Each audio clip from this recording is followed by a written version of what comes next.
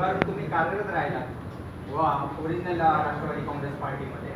आता तुम्हाला काय चॅलेंजेस वाटतात पार्टीमध्ये आणि कार्यकर्ते ईडी सीबीआयची बोकाडी दाखवून मोठे पुढारी जात आहेत, सामान्य कार्यकर्त्यांना खोट्या केसेसमध्ये अडकवलं जाते महायुतीकडून. ह्या सगळ्या गोतावळ्यामध्ये तुम्ही कसा मार्गक्रमण करणार, काय मोडस ऑपरेंडी ठेवणार? खरं म्हणलं तर माथाडी चळवळीचा अनुभव हाच माझी शिदोरी आहे.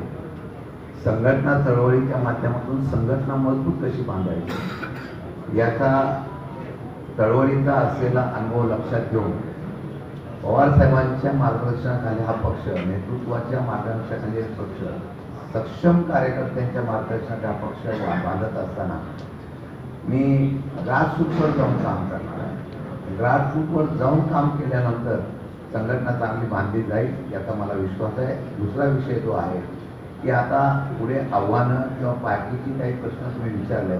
यस, आता या राजकारणामधलं परिस्थिती बदलत चाललेली आहे. आता दडपशाही भीती दाखवून लोकांचे प्रवेश किंवा लोकांना दाबलं जातं.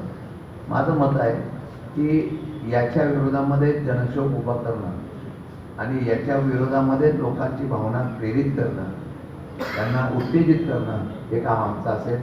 चुकीचं कुठलं होत असेल कार्यकर्त्यावर तर निश्चितपणाने तिथे जाऊन त्याच्या पाठीमागं सक्षमतेने ताकद पक्षाची उभी करणं हे आमचं पहिलं कर्तव्य असेल.